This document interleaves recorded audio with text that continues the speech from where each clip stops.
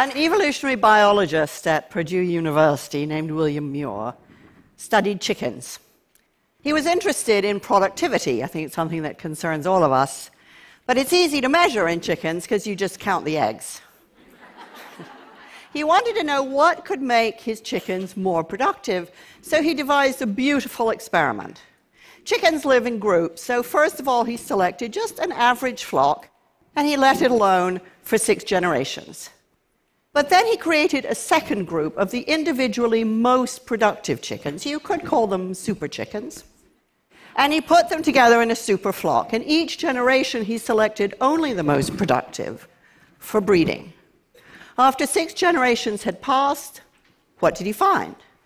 Well, the first group, the average group, was doing just fine. They were all plump and fully feathered, and egg production had increased dramatically. What about the second group? Well, all but 3 were dead. They'd pecked the rest to death. The individually productive chickens had only achieved their success by suppressing the productivity of the rest. Now, as I've gone around the world talking about this and telling this story in all sorts of organizations and companies, people have seen the relevance almost instantly, and they come up and they say things to me like, that super flock, that's my company. Or, that's my country. Or, that's my life. All my life I've been told that the way we have to get ahead is to compete. Get into the right school, get into the right job, get to the top. And I've really never found it very inspiring. I've started and run businesses because invention is a joy, and because working alongside brilliant, creative people is its own reward. And I've never really felt very motivated by pecking orders or by super chickens or by superstars. But for the past 50 years, we've run most organizations and some societies along the super chicken model. We've thought that success is achieved by picking the superstars, the brightest men or occasionally women in the room, and giving them all the resources and all the power. And the result has been just the same as in William Muir's experiment: aggression, dysfunction, and waste. If the only way the most productive can be successful is by suppressing the productivity of the rest, then we badly need to find a better way to work and a richer way to live.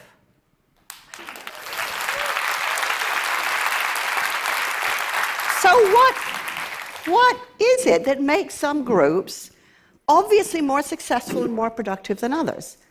Well, that's the question a team at MIT took to research. They brought in hundreds of volunteers, they put them into groups, and they gave them very hard problems to solve.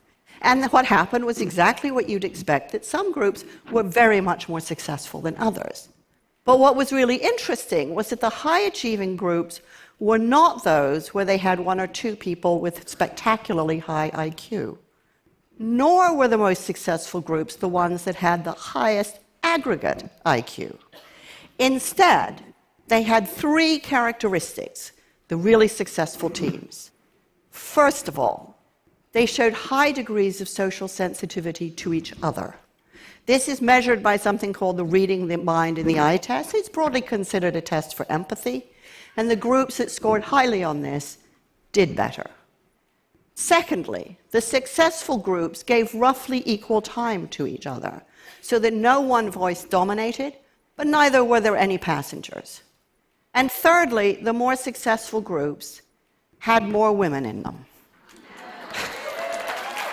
Now, was this because women typically score more highly on the reading the mind in the eye test, so you're getting a doubling down on the empathy quotient? Or was it because they brought a more diverse perspective? We don't really know. But the striking thing about this experiment is that it showed what we know, which is some groups do better than others. But what's key to that is their social connectedness to each other. So how does this play out in the real world? Well, it means that what happens between people really counts. Because in groups that are highly attuned and sensitive to each other, ideas can flow and grow, people don't get stuck, They don't waste energy down dead ends. An example. Arup is one of the world's most successful engineering firms, and it was commissioned to build the equestrian center for the Beijing Olympics. Now, this building had to receive 2,500 really highly strung thoroughbred horses that were coming off long-haul flights, highly jet-lagged, not feeling their finest. And the problem the engineer confronted was, what quantity of waste to cater for? Now, you don't get taught this in engineering school, and it's not really the kind of thing you want to get wrong. So he could have spent months talking to vets, doing the research, tweaking the spreadsheet. Instead, he asked for help, and he found someone who had designed the Jockey Club in New York. The problem was solved in less than a day. Arup believes that the culture of helpfulness is central to their success. Now, helpfulness sounds really anemic, but it's absolutely core to successful teams, and it routinely outperforms individual intelligence. Helpfulness means I don't have to know everything. I just have to work among people who are good at getting and giving help. At SAP, they reckon that you can answer any question in 17 minutes. But there isn't a single high-tech company I've worked with that imagines for a moment that this is a technology issue. Because what drives helpfulness is people getting to know each other. Now that sounds so obvious, and we think it'll just happen normally, but it doesn't. When I was running my first software company, I realized that we were getting stuck. There was a lot of friction, but not much else. And I gradually realized that the brilliant creative people that I'd hired didn't know each other. They were so focused on their own individual work, they didn't even know who they were sitting next to. And it was only when I insisted that we stop working and invest time in getting to know each other that we achieved real momentum. Now, that was 20 years ago, and now I visit companies that have banned coffee cups at desks because they want people to hang out around the coffee machines and talk to each other. The Swedes even have a special term for this. They call it fika, which means more than a coffee break, it means collective restoration. At IDEX, a company up in Maine, they've created vegetable gardens on campus so that people from different parts of the business can work together and get to know the whole business that way. Have they all gone mad?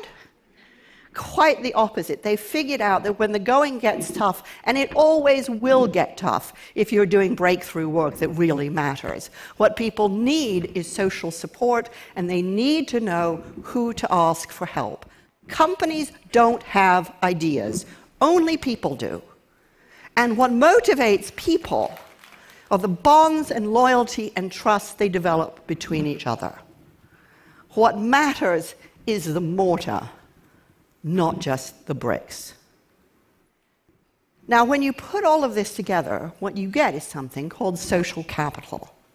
Social capital is the reliance and interdependency that builds trust. The term comes from sociologists who were studying communities that prove particularly resilient in times of stress.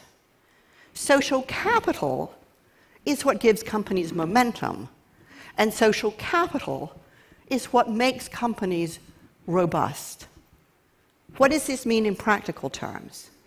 It means that time is everything, because social capital compounds with time. So teams that work together longer get better, because it takes time to develop the trust you need for real candor and openness. And time is what builds value.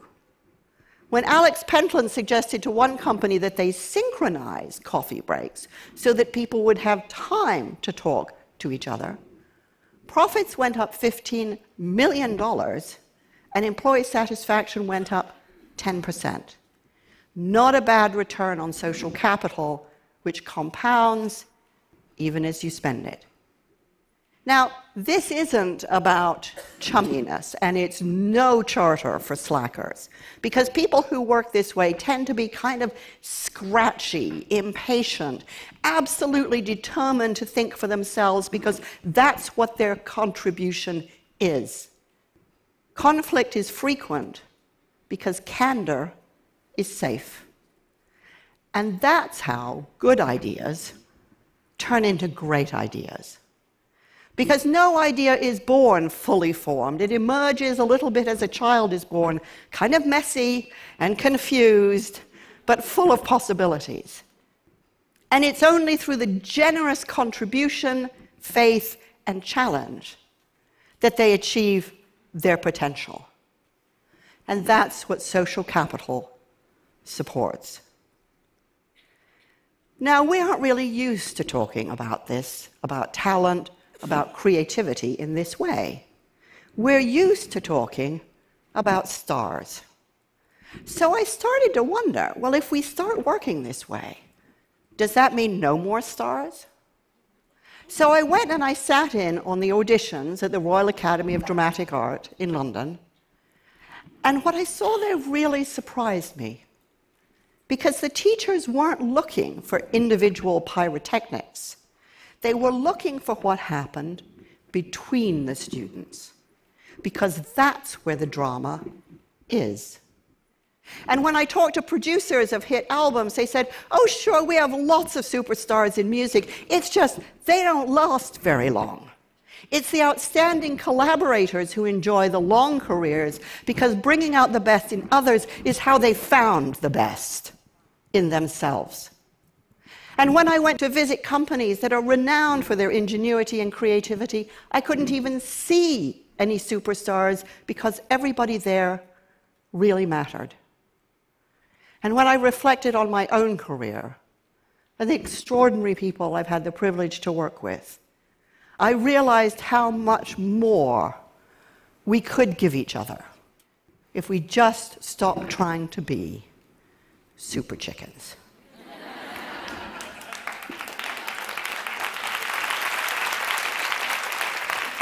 Once you appreciate truly how social work is, a lot of things have to change. Management by talent contest has routinely pitted employees against each other. Now rivalry has to be replaced by social capital. For decades, we've tried to motivate people with money, even though we've got a vast amount of research that shows that money erodes social connectedness. Now we need to let people motivate each other. And for years, we've thought that leaders were heroic soloists who were expected all by themselves to solve complex problems. Now we need to redefine leadership as an activity in which conditions are created, in which everyone can do their most courageous thinking together. We know that this works. When the Montreal Protocol called for the phasing out of CFCs, the chlorofluorocarbons implicated in the hole in the ozone layer, the risks were immense. CFCs were everywhere, and nobody knew if a substitute could be found. But one team that rose to the challenge adopted 3 key principles. The first was the head of engineering, Frank Maslin, said, there will be no stars in this team. We need everybody. Everybody has a valid perspective. Second, we work to one standard only, the best imaginable. And third, he told his boss, Jeff Tudhope, that he had to butt out, because he knew how disruptive power can be. Now, this didn't mean Tudhope did nothing. He gave the team air cover, and he listened to ensure that they honored their principles. And it worked. Ahead of all the other companies tackling this hard problem, this group cracked it first. And to date, the Montreal Protocol is the most successful international environmental agreement ever implemented. There was a lot at stake then, and there's a lot at stake now And we won't solve our problems if we expect it to be solved by a few supermen or superwomen. Now we need everybody. And because it is only when we accept that everybody has value that we will liberate the energy and imagination and momentum we need to create the best beyond measure. Thank you.